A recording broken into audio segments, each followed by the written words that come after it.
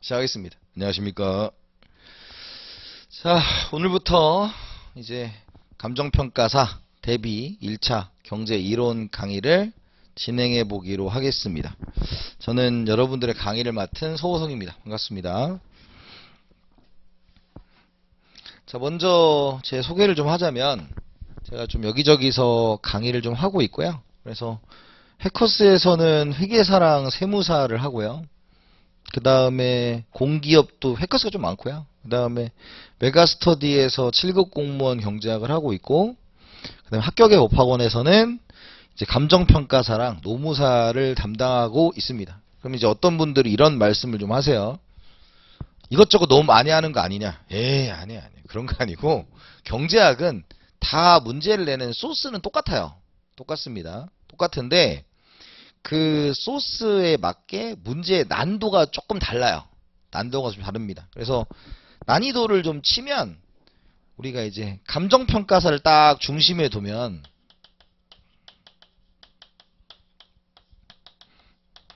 감정평가사의 난이도는 어디냐라고 하면 7급 공무원보다는 조금 높습니다. 7급 공무원보다는 조금 높아요. 근데 뭐 엄청 차이가 나는 정도는 아니고 조금 높습니다. 그리고 7급하고 유사한 게 이제 뭐가 있냐면 노무사가 있어요. 노무사. 7급하고 노무사랑 좀 비슷하고요. 그 다음에 감정평가사보다 조금 높은 게 뭐가 있냐면 군무원 시험 문제가 있어요. 7급 군무원 시험. 좀 특이하죠. 7급 군무원 시험이 있고, 그 다음에 그보다 조금 높은 게 8급이라는 게 있어요. 8급 국회직이라는 시험이 있어요. 그보다 조금 높은 게 뭐가 있냐면 CPA가 있습니다. 공인회계사가 있어요. 그러면 여러분들이 공부를 잘못 하시는 분들이 어떠냐, 이렇게 공부하는 거예요. 회계사 문제 푸세요. 근데 감정평가사는 회계사랑 문제 조건은 똑같지만 되게 시험이 다릅니다. 조금. 그래서 그 CPA가 가장 난도가 어려운 시험이니까 아무것도 모른 채 이거 푼다고 해봐야 아무 의미 없어요. 그러니까 여러분들이 합격을 하시려면 어디만 열심히 하면 된다. 여기만 열심히 푸시면 합격이에요. 그냥. 그러니까 감정평가사, 7급 공무원, 노무사 시험만 잘 푸셔도 합격입니다. 그러면 요 위에 건 할 거냐? 내가 하긴 할 거예요. 근데 얘는 안 할 겁니다. CPA는 여러분들 나중에 문제풀이 할 때 가르쳐는 드리나 여러분들보다 조금 더 어렵고, 우리 1차밖에 없잖아요. 그리고 평균 60점 맞는 거기 때문에 여러분들은 그냥 목표가 몇 점이 되냐면 80점이면 돼요. 80점 맞으면 합격합니다. 그냥. 그럼 80점의 정의가 뭐냐? 다 싸그리 몽땅 안 해도 된다는 얘기거든요. 시험에 나오는 게 통계적으로 정해져 있어요. 사실 그 부분을 여러분들이 제가 가지고 있는 경험에 의한 빅데이터가 있을 거 아닙니까? 그거 하라고 할 때 다 중요한 거 아니에요. 저는 제일 제가 싫어하는 강의가 뭐냐면 편년체 강의 싫어합니다. 편년체. 다 그냥 쭉 설명하는 강의 싫어하니까 제가 나온다는 거 잘 하시면 돼요. 그래서 여러분들은 이쪽에 좀 중점을 맞춰서 공부를 하시고, 연습은 여기까지는 하실 거예요. 우리 기출 강의 가면. CPA는 거의 안 한다고 보시면 되고, 왜냐면 CPA는 약간 사고력이 좀 필요합니다. 근데 여러분들 시험은 사고력이 필요 없어요. 그냥 아냐 모르느냐예요. 그냥 아냐 모르느냐인데, 당연히 경제학을 하시는 분들이 조금 겁을 먹고 있는 게 있죠. 뭐냐면 경제학은 뭐 수학이다 뭐 이런 식이 좀 있기 때문에 그런 것들을 좀 없애주려고 할 겁니다. 그래서 책은 제가 다 써서 가지고 있는 책으로 수업을 하고, 여러분들 지금 교재도 이제 다 우리 공무원 수업하면서 감정평가사까지 다 할 수 있는 그런 교재다, 이렇게 말씀드릴 수 있습니다. 그래서 제가 이건 뭐 여기서는 이거 우리 간평에 나온 적이 있어요 없어요, 이건 어디선 나왔어요, 요건 나왔어요, 이거 다 말씀드릴 거니까 거기에 맞춰서 알려드리겠습니다. 그래서 저는 강의할 때 제일 중요시하는 게 뭐냐면 수험 적합성이에요. 수험 적합성. 그러니까 여러분들이 2차를 공부하시는 과목이면 2차답게 여러분들이 어떻게 쓸 거냐를 되게 중시해야 되잖아요. 근데 여기는 그런 과목이 아니고 여러분들이 그냥 나 80점만 넉넉하게 맞을게. 그럼 80점 맞으면 1차를 떨어질 수가 없어요. 꽈락이 안 나오면. 꽈락은 어쩔 수 없잖아요. 근데 저한테 경제학을 배우신 친구들이 꽈락이 나온 친구는 그냥 없었어요. 근데 이제 그런 친구도 있겠죠. 하다가 안 하고 이러는 건 어쩔 수 없지만 본 코스를 다 밟았는데 꽈락이 나온다? 에이, 그런 건 없고, 항상 1차에 있는 과목이니까, 저는 제가 뭐 간평이라든지, 뭐 회계사라든지, 뭐 세무사라든지, 이런 쪽은 다 1차만 있잖아요. 그럼 1차만 있으면, 여러분들이 저를 그냥 사부시 들여밟고 가시면 돼요. 그냥 지나가는 사람입니다. 지나가는 사람. 근데, 경제학 때문에 꽈락이 나오시는 분들이 있어요. 저한테 변시 말고. 근데 그런 분들은 공부 방법에 조금 잘못됐다. 그 말은 꼭 말씀을 드리고, 합격하기 위한 수업 적합적인 방법을 따라가셔야 된다라는 말씀을 좀 드리겠습니다. 자, 그럼 전체 과정이 보면 이제 우리 합격의 법학원에서 진행을 하는 과정이에요. 그래서 먼저 입문 강의를 했습니다. 입문 강의를 했고, 입문 강의는 그냥 소개하는 거예요. 이런 식의 것들이 진행이 된다라는 건데, 입문 강의에 대해서 막 다 이해하고 이럴 필요는 없어요. 근데 이제 우리가 본격적으로 봐야 되는 건 여러분들이 요 이론 수업이죠. 이론 수업. 제일 중요한 수업. 근데 다 외우시는 건 아닌데, 이론 강의를 들으실 때 여러분들이 좀 힘든 게 있어요. 자, 뭐냐. 겁을 먹고 오죠. 겁을 먹고. 그게 뭐냐. 경제학을, 뭐 저도 마찬가지고, 경제학을 처음 하시는 분들이 가지고 있는 경제학에 대한 기본적인 선입견이 있죠. 뭐 수학이다. 그래프를 다 그려야 된다. 뭐 이런 것들이 있는데, 그런 선입견을 깨는 작업을 한번 해야 돼요. 그리고 여러분들, 저는 참고로 말씀드리면, 시험장에 가서 그래프를 그리고 있다 옆에서 떨어진 거예요. 그런 사람. 그래프 그려서 문제 푸는 거 아니에요. 그냥 결론을 가지고 그냥 식에 대입하는 게 이쪽 시험입니다. 그래서 자꾸 수학 아니고 매뉴얼화 된 것으로 파블로프의 강아지처럼 풀어야 됩니다. 이게 너구나 이렇게 푸는 거야. 그래서 제가 맨날 이제 수업 시간에 나중에 미지수가 2개면 연립방정식 뭐 이런 거 할 겁니다. 그러면 그냥 집어넣어서 푸는 거예요. 집어넣어서 푸는 거. 뭐 대단한 거 아니니까 보시면 될 것 같고, 다만 얘는 이따 나중에 설명하겠지만 1회차, 2회차 이 2번을 들으셔야 돼요. 2번을 들으셔야 돼요. 그래서 그거는 조금 이따 다시 한번 설명하고, 그다음 핵심 요약은 이걸 이제 3분의 1로 줄여서 강의를 한번 하는 겁니다. 근데 시간이 없으시면 요걸 들으셔도 되는데, 아직 시간이 좀 있으시면 요걸 2번 듣는 걸 권장드려요, 저는. 그래서 한 번은 이렇게 실강 듣고, 두 번째는 인강 듣고, 뭐 인강으로 2번 들으셔도 되고. 그 다음에 문제풀이 있죠. 문제풀이. 문제풀이는 이제 3회독 효과를 노리시면 됩니다. 그래서 첫 번째는 여러분들이 직접 풀어보시고, 두 번째 해설을 듣고, 특히 문제풀이가 중요한 이유는 여러분들이 시험장 가서 이 문제를 내가 이해를 해서 푼다. 이건 늦은 거예요. 그런 시험이 아니에요. 이 시험은 항상 모든, 생각해 보세요. 여기를 보면 이 시험이 많잖아요. 그럼 1년에 여기가 시험 문제 몇 개가 나오는지 보면, 얘가 40개, 얘가 40개, 얘가 25개, 얘 40개, 그 다음에 얘가 국가직, 지방직, 서울시 군무원까지 하면 85개, 얘가 40개 나와요. 그럼 1년에 문제가 몇 개 나오냐면 근 200개 가까이 나옵니다. 매년. 그럼 매년 200개인데 그 200개가 매년 새로우냐? 아니에요. 그냥 숫자만 바뀌어 나오는 것도 많고, 여기 시험을 여기서 갖다가 따서 내기도 하고 똑같은 내용이니까 여러분들이 막 응용 문제를 푼다? 막 그런 거는 전혀 공부 방법이 아니고, 그냥 기존에 노출되어 있는 기출문제 한 10년치만 잘 풀고 가시면 되는데, 아니 선생님 1년에 200문제가 넘는다는데 10년치면 2000문제 아닙니까? 이거잖아요. 근데 문제는 뭐냐? 그래 봐야 나왔던 게 또 나오는 거예요. 눈에 익습니다. 그래서 여러분들이 이제 스스로가 빅데이터를 가지실 거예요. 그러면 그거에 대해서 얘기하는 게 요겁니다. 그래서 문제풀이 때 문제를 푸는 방식을 보시고 그 기억을 했다가 집에 가서 푸시면 돼요. 똑같아요, 문제는. 그래서 요 2개고 마지막에 이제 OX로 한번 쫙 정리하면 끝납니다. 그래서 여러분들한테 좀 강조드리고 싶은 거는 얘 2번에 얘 1번 들으시면 끝나는 강의예요, 사실. 근데 이제 문제는 학생들이 이렇게 생각을 해요. 1차고 경제학이고 싫고, 그러니까 미룹니다. 미루고 막판 한두 달 가서 요약 강의 듣고 기출문제만 풀어서 합격하려고 그래요. 근데 그렇게 기출문제를 풀어서는 그 기출문제가 똑같이 나오지 않는 이상 자기가 기억을 못합니다. 근데 패턴을 익히지 못해요. 그래서 저는 어차피 시험을 보실 거면 조금 넉넉하게 시간을 잡으시고 진행을 하시면 경제학 때문에 전혀 불안해하지 않으세요. 최근에는 경제 쪽보다는 회계 쪽에서 조금 좀 말이 많고 여러분들 힘들어 하시니까 경제 쪽은 요 과정만 밟으셔도 뭐 크게 문제는 없을 거다라고 단언 드리겠습니다. 단언 드릴게요. 자, 그래서 이제 강좌 정보를 좀 말씀드리면 감정평가사 경제학 기본 이론이고요. 3시간씩 24회를 진행을 합니다. 근데 전에는 20회를 했었어요. 그랬는데 학생들이 이런 말을 합니다.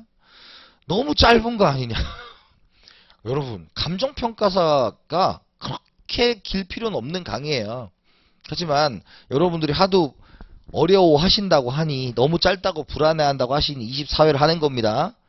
24회를 하는 거예요. 근데 뭐 여러분들한테 어마어마한 거 가르쳐 줄 거 아니니까 여러분들이 잘 따라오시면 될 것 같고, 그 다음에 감정평가사 경제학을 준비하시는 분이고 교재는 갖고 오셨죠? 네, 교재로 진행을 하면 될 것 같습니다. 그래서 진행을 하고, 자, 그 다음에 교재를 보시면 이렇게 돼 있어요. 먼저 거기 보면 이렇게 돼 있죠. 여기 웜업이라고 있습니다. 웜업. 교재를 좀 보면 웜업이 있어요. 그래서 경제학 기본 영어와 객관식 경제학 수학 상식이라고 써놨죠. 그죠? 웜업이라고. 근데 거기를 보고 달달달 외우라고 하지 않아요, 저는. 다만 거기 보면 13페이지에 보면 노동, 자본 뭐 이런 거 써있죠. 그죠? 근데 여러분들이 잘 생각해봐요. 여기 보세요. 우리가 배우는 시험이 주관식이에요, 객관식이에요? 객관식. 객관식이면 스펠링 외울 필요 있어요, 없어요? 없어요. 이거 다 서술할 필요 있어요, 없어요? 없어요. 그러니까 여러분들이 여기서 이제 처음에 경제학을 할 때 뭐가 어려우냐? MR이 뭐냐? MP가 뭐냐? 이런 단어들을 익숙해지는데 시간이 좀 필요해요. 근데 이제 저한테 안 배우신 분들은 마지널, 레비뉴, 마지널 프로덕트를 스펠링을 막 쓰고 있어. 여러분, 근데 생각해봐요. 우리 시험에는 MR, MP로 안 줍니다. 이걸 뭐라 그러면 한계 수입, 한계 생산 이런 식으로 줘. 시험 문제는 이렇게 한글로 줘요. 그럼 여러분들이 해야 되는 작업은 뭐냐면 MR과 MP가 스펠링이 뭔지가 중요한 게 아니라 한계는 M으로 쓰나봐. 이게 중요한 거예요. 그렇게 여러분들이 요약을 해서 이걸 이렇게 바꾸는 작업을 할 수 있어야 돼요. 왜? 설명은 이걸로 할 거니까. 설명은 이걸로 하고 시험은 이렇게 나와요. 여러분 MR이 뭔지 MP가 뭔지, 그럼 여기도 M 이렇게 써 있는 거잖아요. 그럼 R은 레비뉴니까 수입이 R 이렇게 쓴 거고, 생산은 프로 P니까 여러분들이 한글 나왔을 때 이걸 축약해서 약자로 쓸 수 있냐, 이걸 중요시합니다. 근데 학생들이 처음에 할 때 그게 잘 안 들어와요. 저도 여러분들 같은 시절이 있었을 거 아니야. 그러면 사람들이 어떠냐, 다시 그 단어가 뭐지? 하고 막 들어갑니다. 그러지 말라고 단어를 이렇게 정리를 해드린 거예요. 한번 보시라고 그냥. 이렇게 쓰니까 단어를 정리돼. 그래서 여러분들이 그냥 나중에 한번 읽어보시면 되고, 두 번째는 수학상식이라고 집어넣었어요. 수학상식. 자, 수학상식이라고 집어넣는데 어마어마한 수학식을 쓰지 않아요. 예를 들어서 저도 여러분들처럼 수험생활을 한 시절이 있었을 거 아니에요? 그때 저는 아직도 기억이 나요. 어떤 모 선생님께서 수업을 막 하세요. 그러면 나 잘 모르니까 다 적습니다. 다 적어. 근데 이제 가장 큰 여러분이 적을 때 참 안타까운 게 그래프를 저처럼 못 그리죠. 저처럼 못 그려요. 그릴 수가 없어요. 왜? 처음 그리잖아요. 그런데 문제는 뭐냐면 요렇게 있으면 얘를 왜 그리는지도 몰라. 그냥 그리라니까 그리는 거고, 그 다음에 이렇게 그려요. 근데 제일 중요한 게 그래프에는 X축과 Y축에 뭐가 들어가는지가 제일 중요하거든요. 근데 이걸 잘 안 적어. 모양만 그려, 모양만. 그러면 아무 의미 없어요. 그래프는 거기서 거기고, 저는 여러분들한테 수업할 때 그래프를 다 그려드릴 거예요. 그려드릴 건데, 여러분들은 실제로 그래프를 그릴 필요가 있는 게 있고 없는 게 있어요. 그냥 문장으로만 이해하면 되는 게 있고, 꼭 그릴 줄 알아야 되는 그래프는 제가 보기에 여러분들 감정평가사를 통과하는 데 있어서 한 10개도 안 되는 것 같아요. 실제로 그릴 줄 알아야 되는 그래프. 그러니까 내가 이해를 하면 되는데 그렇지 않은 거. 그래서 예를 들어서 내가 이 그래프를 제가 막 연락에 설명을 했어요. 근데 내가 이걸 한 문장으로 딱 이해를 돼. 그러면 더 이상 안 그려도 돼요. 그런 게 꽤 많아요. 이건 제가 여러분들한테 벌써 이 경제학 강의를 10년 이상 하면서 느낀 거야. 그러니까 전혀 그런 거에 대한 너무 스트레스 받지 마시고. 그래서 하지만 그래프가 왜 그렇게 그려지는지에 대한 원리를 이 책에다가 설명을 해드렸어요. 우리가 필요한 부분들 그런 것들 좀 넣어드렸다 이렇게 말씀드릴 수 있고요. 특히 이제 거기 28페이지에 경제학에서의 미분이 있어요. 근데 미분은 여러분들 진짜 또 겁먹지 마세요. 그냥 미분은 딱 6가지만 기계적으로 할 줄 알면 돼요. 그 이상 그 이하도 없어요. 여기가 경제학 원론이고 여기가 대학원 수업 아니기 때문에 여러분 1차 합격이잖아요. 우리는 이 이론이 어떤 의미를 가지는가를 배우는 시간이 아니고 문제를 풀 때 이걸 툴로 어떻게 쓸 거냐만 배우기 때문에 그거를 이제 설명을 해드렸고 요거는 수업 시간에 제가 녹여드릴 거예요. 이거 펴보세요. 그럼 그때 이제 펴서 저하고 한번 보시면 될 것 같다. 이 정도를 말씀드리겠습니다. 자, 그 다음에 이제 어디로 가냐. 자, 거기 보면 파트, 거기 보면 37페이지에 보면 책을 보는 방법을 가르쳐 드리는 거예요. 거기 보면 37페이지에 보면 경제활동이라고 써있죠. 거기 보면 이제 학습 목표가 있어요. 학습 목표 1번, 2번, 3번 있잖아요. 3가지 있잖아요. 그 학습 목표를 드린 건 이 3가지를 내가 보고 내용이 유추가 되면 더 이상 안 보면 돼요. 이제 나중에는. 그러니까 이걸 막 처음부터. 왜 제가 이런 말씀 드리면 여러분 생각해 보세요. 여러분 책을 사잖아요. 특히 경제학 같은 거 책 사면 앞에 열심히 해. 그래서 여러분 한 50페이지, 80페이지까지는 전혀 문제가 없을 거예요. 근데 어디서부터 학생들이 이제 힘들어하기 시작을 하냐면 탄력성부터 좀 싫어하고요. 그 다음에 한계 효용 나오면 싫어하고요. 근데 그런 것들이 되게 중요하냐? 중요하지 않은 것도 꽤 많아요. 그러니까 앞에서부터 다다다다 외워갈 필요가 없어요. 전혀. 그러니까 요렇게 학습 목표에 보면서 아 이게 중요하구나를 좀 보시고 그 다음에 거기 40페이지에 보면 이제 거기 뭐 이론 설명 계산문제 기출문제 한 다음에 기출문제를 제가 드려요. 이론 한 다음에. 근데 여기 보면 개념 확인 문제에 바르게 묶인 것을 하고 뒤에 아무것도 안 붙어 있죠. 그 말이 뭐냐면 여기서 시험에 안 나온다는 얘기예요. 그러니까 뭐냐면 내가 이제 마음이 내가 의욕이 돋았으니까 앞에 열심히 할 거 아니야. 근데 참고로 시험에 안 나와요. 이런 건 잘 안 나오니까 이런 걸 배웠다면 되는 거지 안 나오는 걸 달달달달 외울 필요는 전혀 없다. 이 말씀을 꼭 드리는 겁니다. 지금 그렇게 보시면 되고 그 다음에 이제 쭉 넘어가면 뭐가 있냐면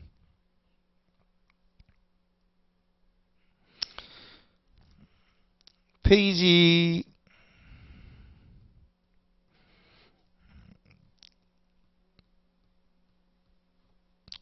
페이지 74페이지로 가면 거기에 뭐가 있어요? 표로 한눈에 정리하기라는 게 있어요.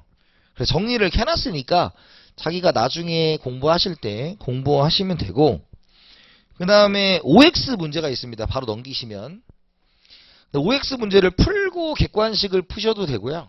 객관식 푸시고 OX를 하셔도 돼요. 그건 순서대로 하시는데 특히 1회차 때 1회독 할 때는 이 문제풀이에 일희일비 하면 안 돼요. 네, 그거는 나중에 다시 한번 설명해 드리고 그 다음 마지막이 이제 뭐로 돼 있냐면 이제 기출 예상 문제 우리 이제 뭐 공무원 문제 간평 문제 뭐 다 해서 넣어놨으니까 쭉 이렇게 한번 보시면 됩니다. 그래서 문제도 꽤 많이 실어 놓은 교재예요. 교재고 그래서 제 이제 강의를 조금 특징을 말씀드리면 저는 설명을 다 할 거예요. 설명을 다 하고 그래프도 다 그려드리고 필기를 하실 거면 필기를 하시는 게 좋죠. 근데 다만 자기가 필기가 굉장히 빠르신 분들은 필기를 하셔도 되고요. 좀 느리신 분들은 카페 가면 거기 그 필기 노트 누가 쓴 게 아니지. 제 수강생이 쓴 거 올려놓은 거 있어요. 그거 다운받아서 갖고 오셔도 돼요. 갖고 오셔도 돼요. 그래서 자기가 그거랑 비교하면서 체크 하시고 그 다음에 두 번째는 다시 한번 정리하셔도 되고요. 근데 제가 이 말씀을 드리는 게 쓰다가 설명을 놓치지 말라고요. 네, 그거는 전혀 안 좋아요. 그거 안 좋고 여러분 빠르게 쓰실 수 있으면 뜨겠지만 그렇지 않은 경우에는 카페에 있는 필기노트를 활용하시면 된다. 근데 제가 필기노트를 출판을 안 한 이유가 있어요. 자, 뭐냐면 저는 여러분들의 이해도에 따라 필기가 좀 바뀌는 스타일이거든요. 좀 바뀌는 스타일이에요. 그래서 여러분들한테 그 필기 노트를 이렇게 만들어서 팔면 필기 노트대로 하려고 하더라고, 사람이. 근데 그건 좀 아닌 것 같아서. 왜냐면 여러분들이 우선이잖아요. 그래서 그런 것들은 무료로 이렇게 나눴으니까 한번 보시면 좋을 것 같고. 그래서 저는 그래프를 그려드리지만 제가 이 얘기를 왜 쓰냐, 그래프를 외워야 될 것과 외우지 않아도 될 것에 대한 강요가 좀 그렇다, 그죠? 강조를 좀 해드릴 테니까 그것들에 대해서 생각을 좀 해보셔. 모든 그래프가 다 가져갈 필요 없어요. 그 다음에 두 번째는 제가 수업 시간에 막 이제 뭐 제 얘기도 하고 막 할 겁니다. 그때 정신을 놓으시면 안 돼요. 저는 예시를 들어요. 예시를 들기 때문에 그게 하다 보면 갑자기 수업으로 훅 넘어가 있기 때문에 그런 걸 한번 생각을 하시고 이해될 수 있도록 설명을 해드릴 거고, 특히 이해가 되냐 안 되느냐는 여러분들이 눈빛으로 보여주시면 됩니다. 그러면 이제 다시 설명이 들어갈 수도 있고 안 들어갈 수도 있고 그런 것들이고요. 그 다음에 그러니까 결론은 지금 단계적으로 설명을 할 거예요. 그리고 바로 문제를 풀 겁니다. 우리 교재 규정 구성이 내가 이걸 배웠으면 이게 어떻게 문제화가 되는지를 나타내게 돼 있으니까 바로바로 문제를 하나씩 풀어서 여러분들이 이해를 했는지 보시면 될 것 같고요. 그 다음에 요거 있죠. 매 회차 복습지가 있습니다. 그래서 여러분 오늘 이제 3시간 하고 다음 시간 시작할 때 시험을 봐요. 시험을 보는데 스트레스는 받지 마세요. 왜냐면 그거에 대해서 여러분들이 막 스트레스 받을 필요도 없고, 항상 이런 수험에서 제일 중요한 건 자기가 어느 정도를 이해했는가가 좀 중요한 것 같아요. 그래서 그거를 이제 리뷰를 하는 입장에서 이제 5문제 정도 시험을 볼 겁니다. 그래서 여러분들 감정평가사 문제도 섞어서 이제 볼 거고요. 그 다음에 매 시간 수업 내용을 정리한다라는 건 뭐냐면, 이제 매 시간 수업을 할 거 아니에요. 그리고 이제 50분 정도 하고 10분 쉴 건데 그때 한번 정리를 또 해드리고 회차 끝날 때 다시 한번 또 정리를 합니다. 그래서 여러분들이 되도록이면 좀 익숙하게 만들어 드리는데 시간을 좀 할애하겠다 라는 말씀을 드릴게요. 자, 그 다음에 이제 자료는 이제 제가 카페를 하나 하고요. 카페는 이제 네이버 카페 ABC 경제학이라는 카페를 합니다. 그래서 카페를 들어가는 방법은 네이버에 서우성을 치신 다음에 연결된 카페로 가셔도 되고, ABC 경제학을 치셔도 되고, 쿠마 119라고 치고 들어가셔도 돼요. 근데 거기 카페에는 감정평가사 그 기출 다 올라와 있고요. 해설지까지 제가 다 올려놨고, 그 다음에 필기노트 거기 올라와 있고요. 그 다음에 우리가 여기서 하는 복습지도 이제 매번 할 때마다 올릴 거예요. 그래서 필요한 부분들 다운 받으셔서 하시면 되고, Q&A도 우리 합격의 법학원에서 하셔도 되고 아니면 요 카페에 하셔도 되고, 그래서 잘 쓰시면 쓸만한 게 되게 많을 거예요. 그래서 여러분 나중에 간평 문제도 있지만 뭐 공무원 문제, 노무사 문제까지는 풀어보셔야 되니까 그렇게 다 해설지까지 전체 공개된 건 다 올려놨어요. 제가 올려놨기 때문에. 그래서 힘들었습니다. 111 자료 원칙을 주로 하고 있어요. 그래서 매일 자료를 하나씩 올리니까 보시면 될 것 같고, 그 다음에 제가 인스타그램도 합니다. 인스타그램도 해서 거기 이제 경제학 OX 문제를 한 회당 일주일에 한 번 혹은 2번 정도 올려요. 그래서 OX 같은 거 있으면 확인해서 전반적인 흐름을 파악하는데 좋을 거다. 그래서 인스타그램 아이디는 호성7000. 여러분 한 달에 7천만원씩만 벌어라 라고 하는 그런 느낌을 담아서 했으니까 성공하시길 바라겠고요. 그래서 그 Q&A 이용하시고 자료 다운 받으시고 그 다음에 인스타그램 잘 활용하시면 좋을 것 같습니다. 그 다음에 이제 강의를 활용하는 방식에 대해서 좀 가르쳐 드릴게요. 첫 번째는 단어 수학 강의를 찍어 놓은 게 있어요. 이 학원에서. 근데 이거는 뭐 필수는 아닙니다. 수업 시간에 같이 녹여드릴 거기 때문에 하시면 좋을 것 같고, 두 번째는 항상 저는 1회독 강의와 2회독 강의에 대한 얘기를 해요. 그거는 여러분들이 단언컨대 말하지만 특히 비전공자 같은 경우는 1회독 시의 경제학을 이해할 수가 없어요. 이거는 그러니까 저랑 있을 땐 이해가 돼요. 근데 여러분들이 가장 위험한 상태가 뭐냐면 이런 거예요. 뭐 제 강의를 듣든 누구 강의를 듣든 일회독을 듣고 문제풀이로 바로 가면 어떤 현상이 나타나면 이런 현상이 나타납니다. 갑자기 거기가 기억이 안 나는 거예요. 그러면 문제를 풀다가 제일 안타까운 상황이 이런 겁니다. 문제를 보니까 이거 배운 것 같아. 배운 것 같아. 근데 기억이 안 나. 그러면 해설을 봅니다. 해설을 보면 이해가 되거든요. 그러면 해설을 보다가 무슨 생각이 드냐면 다시 기본 강의를 들어야 되는 게 아닌가? 라는 생각을 하게 돼요. 근데 문제풀이 때는 그렇게 가면 시간이 2배로 걸립니다. 그래서 저는 왜 2회독이냐면 이것 때문에 2회독이에요. 첫 번째, 여러분들이 경제학에서 제가 강조하는 멘트가 뭐냐면 경제학은 어려운 게 아니라 익숙하지 않은 거거든요. 여태까지 법이나 이런 것들은 어쨌든 특정 용어를 제외하고는 한글이에요. 근데 얘는 이제 우리가 수식도 써야 되고 약자도 써야 되고 그런 것들이 익숙하지 않기 때문에 정말 잘못된 방법이 뭐냐면 1회독인데 내가 이해를 다 하고 넘어가려는 거예요. 다 이해하려고. 근데 이게 어떤 사람한테 더 나타나냐? 공부를 한 지 조금 된 사람들, 경제학을 안 해본 사람들이 이런 집착적 성향이 좀 있어요. 절대로 그러면 안 돼요. 이건 저 말을 믿으세요. 이거는 제 카페 수강후기에 가셔도 봤고 그거에 대해서 이건 저는 검증됐다고 생각하기 때문에 저도 그랬고 첫 번째는 그냥 쭉 가는 거예요. 이유가 뭐냐면 동일한 걸 좀 반복하는 경향이 있는데 앞에서 막혔다고 뒤로 안 가면 영원히 진도를 못 나가요. 그러니까 답답해하지 마시고 그냥 끝까지 가시고 다만 내가 여기가 좀 어려웠어. 여기가 쉬웠어. 이런 걸 체크하고 넘어가셔야 돼요. 그러면 여러분들이 한 바퀴를 돌고 다시 돌아오면 어떤 일이 벌어질 거냐면 퍼즐이 맞춰질 거예요. 그 이유가 이제는 용어가 익숙하고 이걸 이래서 배웠구나라는 게 느껴지기 시작합니다. 이거는 저한테 배웠던 수많은 학생들이 다 했던 말이에요. 저도 그렇게 공부를 했고 그래서 퍼즐이 다 맞춰집니다. 내가 이걸 왜 이용했지? 그러면 되게 재밌어지기 시작하고 따다닥 맞으면 그때부터 이제 문제를 다 풀면 돼요. 그리고 나서 기출에 들어오면 시간이 반절로 줄어듭니다. 그리고 합격해서 가시면 돼요. 결론적으로 말하면 1회독 때 너무 도장 깨기식의 공부를 하지 마라. 어차피 도장이 안 깨진다.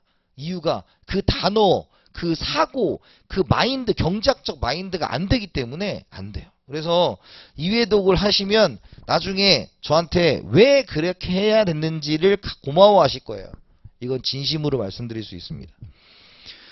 자, 그래서 최근에 시험 본 거죠. 4월 8일 날 온 거예요. 이분이 이렇게 올렸습니다. 뭐냐면 지금 선생님이 하라는 대로 하면 80점은 나온다고 했는데 거기에 못 미치지만 77.5점 맞아서 미안하대요. 근데 이분이 뭐 대단한 공부를 한 거겠어요? 그냥 제 강의 2번 듣고 기출문제 듣고 가신 분이에요. 그러면 여러분 생각해 보세요. 그래서 지금 1차에 붙은 것 같다 감사한다고 얘기를 하는 거잖아요. 그 말은 여러분들이 너무 경제학은 어차피 1차긴 하지만 경제학을 시간이 있을 때 공부를 하지 않으면 계속 불안하실 거니까 그렇게 하지 마시고 그냥 커리큘럼대로 쭉 따라가시면 별로 스트레스 안 받으시고 오히려 막판이 되면 경제학은 그냥 머리 식힐 겸 문제 푸는 게 되고 그 나머지 시간에 나머지 과목들로 해결이 가능할 것 같다. 이런 말씀을 드립니다. 그래서 저는 감정평가사 경제학에 대해서 말씀드리면 어렵지는 않아요. 그리고 특히 경제학이 최근에 소양과목화되고 있거든요. 그럼 소양과목화된다는 건 굉장히 어려운 수학적 공식을 묻는 시험은 더 이상 내지 않겠다. 그런데 아무리 쉽게 내도 경제학은 어떠냐면 공포와 두려움이 있기 때문에 평균은 비슷합니다. 쉽게 내든 어렵게 내든 평균은 비슷하기 때문에 그 부분에 대해서 한번 점검을 해보시면 되고 뭐 저하고 같이 하시면 특별히 어려움 없이 합격하실 거다 이렇게 말씀을 드리겠습니다. 자, 그러면 이제 본격적인 강의를 시작을 해보도록 할게요. 자, 먼저 수학 특강이 있고 단어 특강이 있죠. 요거는 참고하시고 이제 여기 페이지 어디로 가냐, 이제 37페이지로 가도록 하겠습니다. 자, 그럼 저는 이제 요 PPT를 쓸 건데, 자, 요게 있죠. 자, 요걸 쓸 거예요. 자, 이게 뭐냐. 제가 예전에 경제학 강의를, 저도 우리나라에 존재하시는 모든 분들의 다 강의를 들어봤고, 여러분들처럼 수험 생활도 해봤지만, 가장 힘들었던 게 뭐였냐면, 막 내용을 정리하다 보면 어디서 끝나는 거야? 이런 생각이 들 때가 있었어요. 그래서 이걸 드리는 겁니다. 이걸 드리는 건, 우리가 이제 경제순환이라는 거에 대한 진행을 할 때, 여기까지 가야 끝나요? 라는 뜻이에요. 여기까지 가야 끝난다. 라는 거예요. 그래서 제가 가로 1, 가로 2, 가로 3, 가로 4에서 필기를 쫙 해드릴 겁니다. 필기를 해드릴 거고, 여기는 시험에 뭐가 나오는지도 이제 체크를 해드릴 거예요. 근데 여기는 시험에 나오는 게 없어요. 없어요. 그냥 뭐 같은 과목, 뭐 같은 거냐면, 일종의 그 한글 같은 거죠. 우리가 뭐 국어 시험을 보려면 기억 니은은 알고 있어야 될 거 아니에요. 그런 시간입니다. 그래서 이 자체가 엄청 시험에 나오고 그런 건 전혀 아니다 라는 말씀을 드리겠습니다. 자, 그럼 진행을 해볼게요. 자, 먼저 경제 주체입니다. 그래서 판서는 다 합니다. 제가 판서 다 하고요. 필요하신 분들은 적으시고, 내가 좀 판서가 느리다 그럼 필기노트를 활용하시면 좋을 것 같습니다. 자, 1번 경제주체 뭐가 있습니까? 가계가 있어요. 가계. 자, 가계는 집입니다. 집. 그런데 집도 집 나름이죠. 예를 들어서 우리 집이 식당 하면 가게 아니에요. 우리 집은 뭐 할 때만, 소비를 할 때만 가계가 됩니다. 소비. 소비는 자원을 소모하여 만족감을 높이는 거예요. 자, 그런데 만족이라는 건 뭡니까? 내가 오늘 이제 여기 앞에 새롭게 생긴 무인점에 갔어요. 무인 커피점에 가서 제가 하나 사봤습니다. 사봤는데 이 커피를 먹고 맛있어 이렇게 하는 거죠. 근데 문제는 그렇게 맛있다고 해봐야 얘가 경제적인 비교 대상이 될 수 있어요? 없어요? 없어요. 너무 추상적이죠. 그래서 경제에서는 만족이라는 단어를 뭘로 만든다? 효용이라는 단어로 바꿔요. utility라는 효용이라는 단어로 바꿉니다. 그래서 효용의 극대화를 추구하는 주체다 라는 것이 가계입니다. 가계는 효용의 극대화를 추구하는 주체다. 자, 두 번째 기업이 있어요. 기업. 자, 기업입니다. 기업은 뭐의 주체가 되냐면 생산의 주체가 됩니다. 생산의 주체가 돼요. 생산은 무엇을 극대화하는 거냐? 이윤을 극대화하는 거다. 자, 이윤은 총 수입, 총 비용 뭐 이런 것들을 얘기합니다. 자, 요 두 개를 연구하는 게 뭐냐? 우리가 미시경제학이라고 하는 거예요. 미시경제학. 그러니까 미시경제학은 소비자가 가장 적은 돈을 가지고 어떻게 만족감을 극대화시킬 거냐, 그걸 소비자 이론이라고 하는 거고, 생산자는 어떻게 하면 적은 비용으로 이윤을 극대화할 거냐 라는 것을 생산자 이론이라고 하고, 이 둘이 만나는 게 어디예요? 시장이죠. 그럼 시장 이론 이런 것들을 연구해 나가는 것이 우리가 미시경제학이라고 하는 겁니다. 그래서 미시경제학은 뭔가 대학원 때 보면 뭔가 자꾸 외수하신 분들이 하시더라고요. 뭔가 이렇게 마이크로하게 막 파고드는 거 이런 거 좋아하죠. 자, 그런데 세 번째 이제 뭐가 있냐면 정부가 있습니다. 정부는 재정의 주체가 돼요. 재정. 세입과 세출에 대한 얘기를 하고요. 얘는 재정의 주체로서 무엇을 극대화하냐? 우리가 사회후생을 극대화한다. 사회후생을 극대화합니다. 그러면 사회후생을 극대화한다라는 말은 결국 얘는 뭐가 된다? 거시경제학이에요. 거시경제학. 그런데 지금 외국에 대해서 언급을 했어요? 안 했어요? 안 했죠. 그래서 얘를 폐쇄경제의 거시경제학이라고 합니다. 자, 그러면 미시경제학과 거시경제학의 차이는 뭐냐면 심플해요. 인간이 적은 돈을 사용해서 만족감을 극대화시키는 거에 대해서 이견을 다룰 사람은 없을 거예요. 기업이 이윤을 극대화하는 거에 대해서 이견을 다룰 수 있는 사람은 없어요. 그런데 이 거시는 어떠냐? 정부의 개입을 해야 되느냐 안 해야 되느냐에 대한 얘기가 있죠. 뭐 최근에 여러 막 얘기가 나오고 있는 게 주택임대차 보호법 3법에 대해서 재정비를 하겠다. 뭐 이런 얘기를 우리 장관님께서 하기도 하고, 거기에 대해서 정부가 어디까지 들어가고 말 거냐에 대해서 찬성하고 반대하는 사람이 분명히 있겠죠. 여기도 마찬가지로 이것의 정부의 역할에 대해서 찬성 반대가 나눠져요. 찬성 반대가 나눠집니다. 자, 그 다음 네 번째 이제 뭐가 있다? 외국이 있어요. 외국은 무역의 주체가 됩니다. 무역의 주체가 되고요. 무역의 주체니까 우리가 이제 상호이익의 극대화예요. 자, 왜 상호이익이라고 하냐면 본래 원칙적으로는 자국의 이익을 극대화하겠죠. 근데 한쪽만 이득을 보면 그 무역은 이루어지지 않을 거기 때문에 결국 양자가 무역의 이익을 가질 거고, 얘까지 하게 되면, 요렇게 얘까지 하게 되면 이제 뭐가 되는 거예요? 얘까지 하면 얘를 국제경제학이라고 하고, 요렇게 하면 개방경제의 거시경제가 되는 거예요.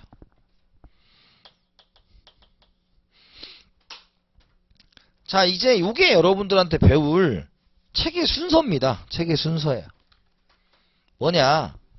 여기까지가 1권이에요, 1권. 여기서 2권이에요. 그럼 여러분들에게 일어날 일을 말씀드릴게요. 경제학을 처음 할 때 미시가 어려울까요? 거시가 어려울까요?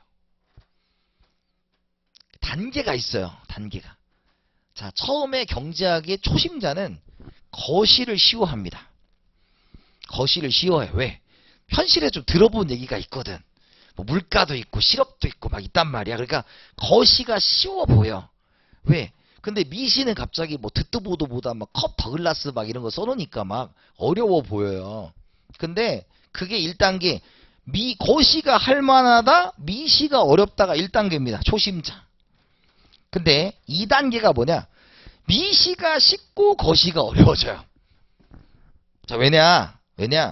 미시는 하다 보면 여러분들이 깨닫는 게 뭐냐?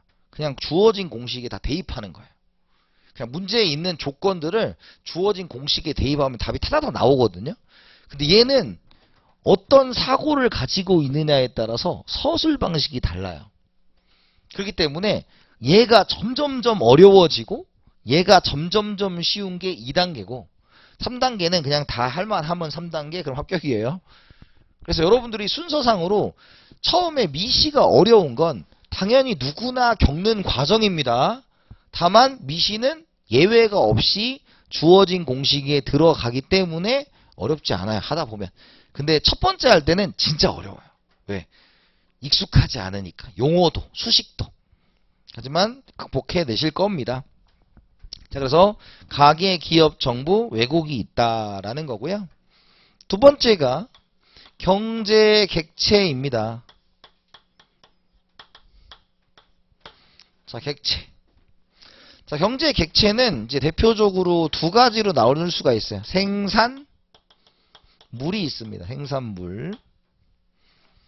그 다음에 생산 요소가 있어요. 생산물과 생산 요소로 나누어진다. 자, 생산물은 무엇을 의미하냐면 재화와, 그죠? 재화와 서비스로 이렇게 나누어집니다. 재화와 서비스. 그럼 재화는 유형의 물건이다. 예, 유형의 물건이다. 그런데 이제 여러분들은 뭐 그런 디테일한 게 아니라 이제 앞으로 무슨 재야 그럼 뭐야? 물건 이런 뜻이에요. X 재야 뭔지 모르겠지만 물건 이런 뜻이에요.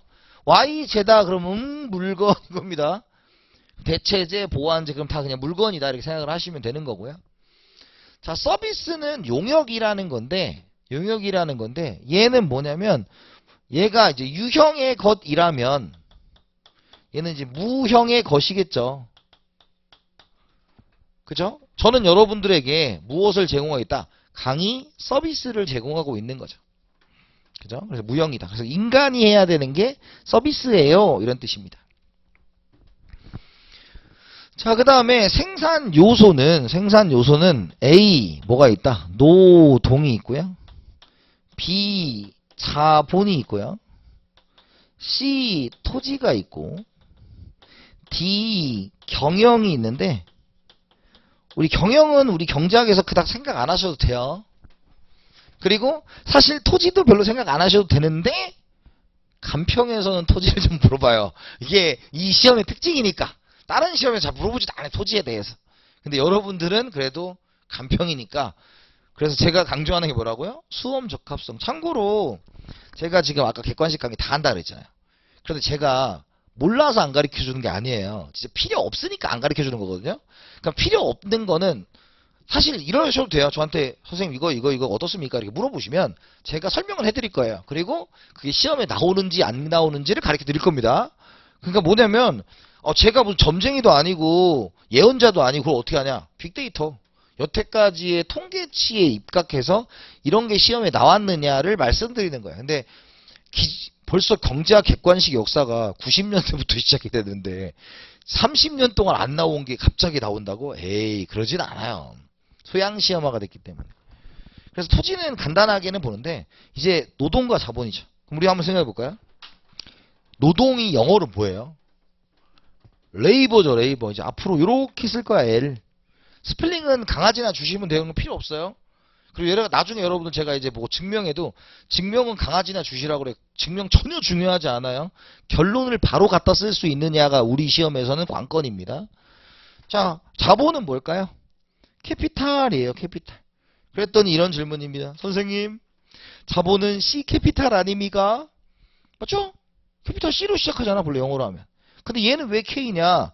라고 하면 경제학에서의 C는 거대한 친구 두 명이 있어요. 누가 있냐면 코스트란 친구가 있고 비용, 그 다음에 컨슘션이란 친구가 있어요. 소비. 그래서 대부분 경제학의 그 대문자 약자는 딱 두 가지 정도로 씁니다. 두 가지는 겹쳐서 쓰는데 그 이상은 안 쓰게 해요. 그래서 K의 원천은 독일어입니다. 그래서 독일어로 캐피탈이 K야. 그걸 여러분들 앞에 있는 그 단어의 웜업에 실어드린 거예요. 이런 걸 이제 알고 계셔야 된다. 전혀 중요하지 않은 사항입니다. 다만 이제 앞으로 L과 K, 노동과 자본이고요. 토지는 영어로 안 써요. 토지는 영어로 안 쓰고. 자, 그 다음에 노동은 이제 누가 한 거다? 이제 인간이 하는 걸 노동이라고 합니다. 인간이 하는 거. 인간이 하는 걸 노동이라고 하고. 그 다음에 자본과 토지 있잖아요. 자본과 토지. 예를 들어서 여러분들 이 건물 있죠? 이 건물은 자본이에요, 아니에요? 자본이다 라는 겁니다. 그러면 선생님, 자본은 돈 아닙니까? 라는 거죠. 그러면 여러분 내가 만약에 저기 삼성전자에 1,000만 원 투자했어. 그러면 나는 지금 자본을 투자한 거야, 안 한 거예요? 안 한 거예요. 이제 앞으로는 네, 경제학에서는 돈 자체를 자본이라고 하지 않고요. 얘는 앞으로 이제 기계 같은 거 이런 것들을 자본이라고 생각하면 돼요. 기계 설비 같은 걸 자본이라고 생각하시면 됩니다. 그럼 또 이런 질문. 아니 선생님, 현실과 다르지 않습니까? 그러면 그거는 경제학을 만드신 분들한테 가셔야 돼요. 그건 개념 정의를 그렇게 한 거기 때문에 그거는 저한테 뭐라고 하면 안 됩니다. 그래서 앞으로 이제 투자를 했다, 자본을 투입했다 라고 하면 기계 설비를 샀다, 이 정도로 보시면 좋을 것 같아요. 그 다음에 토지는 뭐냐면 자연 상태 그대로인 것을 일반적으로 토지라고 합니다. 토지라고 해요. 근데 여러분 이제 공부할 때 이렇게 생각하셔야 돼. 집에 가서 노동, 인간, 자본, 기계, 토지, 자연 이런 거 하는 거 아니에요. 제가 이거 지금 뭘 한다 그랬어요? 우리 일종의 한글 같은 파트라 그랬죠? 그냥 이런 걸 하는 거고, 이걸 다 외우는 게 아니라 여러분들이 이제 진도를 쫙 진행하면 이제 자연스럽게 내게 되는 것들이에요, 이건. 그래서 다시 한 번 말씀드리지만 1. 예습은 안 하셔도 돼요. 왜? 예습을 하면 싫어질 거야, 여기가. 경제학이 처음 하시는 분들한테는 예습을 하는 게 오히려 싫어질 수 있어요. 두 번째. 근데 복습은 하시면 좋아요. 단 1회차인데 1회차 때 복습을 하실 때는 너무 거기에 막 집착할 필요는 없어요. 아, 내가 이런 걸 배웠구나 정도. 그리고 내가 이번에 다음 회차에 우리가 복습지를 풀 때 뭐가 나오지 정도예요. 그러니까 그 정도만 보고 오시고, 대신에 2회차 때는 싸그리 몽땅 전부 다 이해가 되실 거기 때문에 그때 다 하시면 돼요. 처음에는 쭉쭉 진도를 나가야 됩니다. 그래서 이제 생산물이 있고 생산 요소가 있죠. 그래서 우리 1권에 보면 쫙 한 3분의 2까지 생산물 시장에 대해서 배우고 생산 요소 시장의 파트가 있습니다. 그거를 이제 잘 보시면 좋을 것 같아요. 자, 그 다음에 세 번째. 자, 이 순서대로 왜 드렸는지 알겠죠? 이제 여기 가는 거예요. 여기 이제 세 번째. 그래서 드리는 겁니다.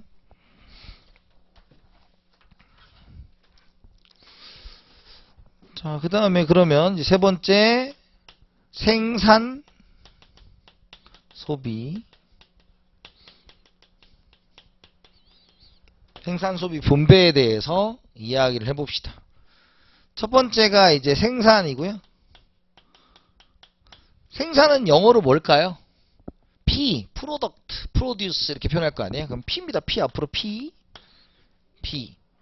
그러면 생산은 뭐냐면 새롭게 무언가를 만들면 생산이에요. 새롭게 무언가를 만들면 생산입니다. 예를 들어서 저는 여러분들한테 지금 right now 강의를 생산하고 있죠. 그죠? 이게 생산이에요. 그런데 B, 가치를 증대시킨다라는 말이에요. 가치를 증대시킨다. 똑같은 말이 부가가치를 창출한다라는 거야. 자, 가치를 증대시키는 부가가치 창출. 뭐냐면 이런 겁니다. 지금 요 강의는 제가 하는 말은 일시적이죠. 그런데 지금 촬영을 하고 있잖아요. 그럼 이 강의는 합격의 법학원에서 뜻을 먹지 않은 이상 영원히 기억될 겁니다. 이 강의는. 무슨 얘기인지 알겠죠? 어떤 느낌인지. 그래서 짜장면을 시켰다. 그러면 짜장면이 뭐예요? 이렇게 슉슉슉 만들 거 아니야. 웍질을 해서. 요즘에 나이 먹으니까 제 요리 이런 거에 전혀 관심이 없었거든요. 근데 슬슬 이제 호르몬이 바뀌는 것 같아요. 그래서 뭔가를 막 만들고 싶어요. 요즘에. 진짜. 그래서 요즘에는 달걀 후라이 정도는 우리 애들한테 이렇게 해드리고 있어요. 근데 그거 만들었어. 근데 그게 짜장면집에 있으면 의미가 있어요? 없어요? 없습니다. 그게 이제 누군가가 저희한테 배달을 해주겠죠. 그래서 최근에는 그 배달을 하시는 분들한테 비용을 지불하잖아요. 그런 것들도 다 여기 들어가요. 그래서 뭐 운송, 저장 이런 것들도 다 생산에 포함된다 라는 걸로 보시면 됩니다. 두 번째, 이제 소비가 있습니다. 소비가 있어요. 자, 소비는 뭐냐면 자원을 소모하는 겁니다. 그래서 만족감에 관련되어야 돼. 효용. 그러니까 이런 거죠. 예를 들어서 쌀을 이제 구입하는 거예요. 쌀을 구입하게 되면 이것을 우리 집에서 사면 얌얌 먹을 거 아니야. 그때는 소비예요. 근데 쌀을 식당에서 사면 팔아먹으려고 사는 거죠. 그럼 이건 이제 우리가 생산, 그 이유는 뭘로 보기 때문에 중간재로 보기 때문에 생산이라고 보는 겁니다. 생산이라고 보는 거예요. 자, 그 다음에 세 번째. 그리고 제가 이제 수업 시간에 여러분들한테 뭔가 이렇게 질문할 거예요. 그러면 질문하면 그냥 답을 좀 해보시려고 하세요. 그리고 제가 물어보는 질문은 뭔가 깊은 사고력을 원하는 게 아니라 그냥 여러분들이 상식을 딱딱 물어보는 거예요. 상식. 그럼 예를 들어서 대표적으로 분배가 있습니다. 자, 분배. 예를 들어서 여러분 지나가다가 어떤 분이 안타깝게도 앉아서 이제 한 푼 줍쇼 이렇게 하고 있어요. 그럼 이렇게 나눠줬어. 이거 분배 아니에요. 지나가는 분이 막 줬어. 분배 아니에요. Yes or no? 분배다 아니다. 아니다. 그러면 내가 정부로부터 돈을 받았다. 그럼 분배 안 해요? 네, 아니에요. 네, 그게 이제 중요한 포인트. 그러니까 왜냐면 이제 우리 경제학이 한 70%, 75%는 현실하고 쓴 용어가 좀 비슷한데 좀 다른 용어가 있어요. 그래서 분배는 쉽게 말하면 이런 뜻입니다. 생산 요소를 제공하고 그에 대한 대가를 받는 거예요. 대가. 생산 요소를 제공하고 그 대가를 받는 겁니다. 그러면 노동, 자본, 토지. 그래. 한글로 쓸게요. 노동, 자본, 토지, 경영이 있을 거 아니에요. 그럼 노동에 대한 대가는 뭡니까? 임금 받겠죠, 임금. 임금. 자본에 대한 대가는 이자를 받을 겁니다. 이자. 토지에 대한 대가는 지대를 받을 거고요. 경영에 대한 대가는 이윤을 받는데 이렇게 하면 헷갈리니까 얘는 빼버리자고요. 설명을 해드렸다. 근데 헷갈리니까 빼자. 그럼 여러분들이 알아야 될 건 뭐냐? 하다 보면 계속 하겠죠. 자, 노동이 영어로 뭐라고요? L. 스펠링은 강아지나 주고 대문자로 이제 앞으로 쓸 거다. L. 자본은 뭐다? K. 캐피탈. 독일어로 캐피탈. 자, 그러면 임금은 영어로 뭐예요? wage 있어요. wage. 그래서 W를 씁니다. 그 다음에 이자는 rate of interest 이렇게 써서 우리가 R을 써요. 뭐 렌탈 레이트로 쓰셔도 상관없고요. R을 씁니다.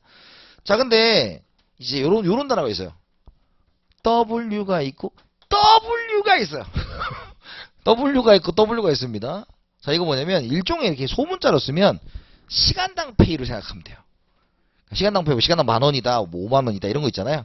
얘는 뭐예요? 총 액수 있죠. 뭐 내 이번 달에 얼마 벌었어, 뭐 이런 액수로 표현하는 방식이에요. 참고만 해두시고. 그래서 저는 여러분들을 아주 초심자로 생각하기 때문에 여러분들하고 단순하게 좀 볼 겁니다. 자, 그래서 이렇게 노동, 자본, 토지에 대해서 말씀을 드렸고요. 특히 지대 같은 경우는 우리 간평에서만 좀 물어보는데 딱 한 번 물어봤어요. 이것도 한번. 그래서 뭐 나중에 하는 파트가 있을 겁니다. 여러분들이 중요한 건 뭐예요? 이거 해야지. 소비는 영어로 뭘까요? C. 컨슈션. 분배는 영어로 뭘까요? 인컴입니다. 인컴. 그래서 분배는 앞으로 그냥 나눠주는 게 분배가 아니고 뭔가를 제공해서 얻은 게 분배입니다. 뭔가를 제공하기 때문에 분명히 말씀드릴 수 있는 건 공짜가 아니다. 공짜는 트랜스포, 이전이라는 단어를 따로 써요. 근데 여러분들이 지금 할 때 PCI, LK, WR 이런 용어들을 익숙하게 보시면 되는 거다 라는 말씀을 드리겠습니다. 자, 그러면 요 문제를 하나 풀어보죠. 시작.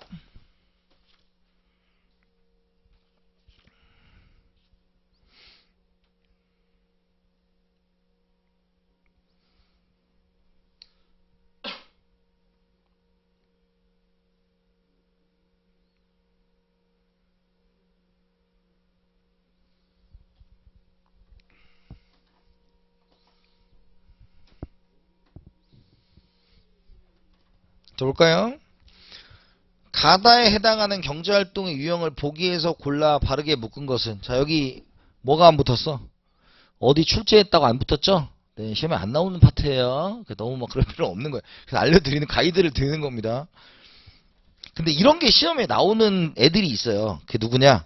고등학생들. 고등학생들이 이거 열심히 나와요. 왜? 거긴 진도가 작으니까. 우리는 생각해봐요. 40문제를 내는데 두 권의 책들, 그리고 제 책은 이제 어떤 분이 저한테 그러더라고요. 두꺼운 책도 언젠가 만들어야 된다. 이 책이 여러분 참고로 이 책은 절대로 얇은 책이 아니에요. 근데 학생들이 좀 착각을 하고 있는 게 자꾸 1차 공부를 무슨 2차처럼 공부하려는 분들이 있어요. 책이 두꺼워. 여러분들 참고로 책이 두꺼우면 백과사전이죠. 백과사전에 없는 내용 있어요, 없어요? 없지. 근데 내가 거기에서 뭐가 있는지 모르면 그냥 틀리는 건데. 그래서 최대한 축약해서 만들어 놓은 책이에요. 이건 수험서예요, 수험서. 그래서 어떤 분이 저한테 그런 수험서는 그대로 놔두고 대학교 원서 같은 걸 하나 만들어라 그래서 그것도 조만간 만들 건데 근데 어쨌든 이 책은 충분합니다. 이걸로 100점도 맞을 수 있어요, 여러분. 100점 맞을 필요가 없으니까. 갑니다. 생산 요소를 참정하여 생산 요소를 제공한 대가, 동그라미 대가죠? 제가 뭐예요? 분배. 두 번째, 경제적으로 가치 있는 어떤 것을 새로 만들거나 가치를 증대시킨다. 새로 만든다. 이게 뭐예요? 생산이 되겠죠. 다 일상생활에서 만족감을 높이기 위해 재화나 서비스를 구입하여 사용하거나 소모한다. 만족감? 소모하는 거죠? 그럼 뭐예요? 소비가 됩니다. 그럼 렌터카 회사에서 영업용 승용차를 구입하는 것은 생산이니까 나가 되겠죠? 새로운 걸 만들어내기 위한 거니까. 근로자에게 임금을 지불하는 것은 분배가 되겠죠? 공공세탁소에 5만원을 주고 지난 겨울에 입었던 옷의 세탁을 맡기는 것은 뭐가 된다? 우리가 소비가 되겠죠? 다가 된다. 이런 식으로 연결하면 되는 겁니다. 자, 요렇게 하고요. 잠깐 쉬었다 할 건데, 자, 이번 시간에 뭐 배웠어요? 자, 1번 뭐 했습니까? 가계, 뭐의 주체? 소비의 주체. 그죠? 만족감, 효용의 극대화. 기업은 생산의 주체, 이윤의 극대화. 정부는 재정의 주체, 사회후생의 극대화. 그 다음에 외국은 무역의 주체, 그죠? 상호이익의 극대화다. 라는 거고. 생산물에는 재화와 서비스가 있고, 생산 요소에는 노동, 자본, 토지, 경영이 있는데, 일단 노동과 자본에 대해서 생각을 해두시면 되고.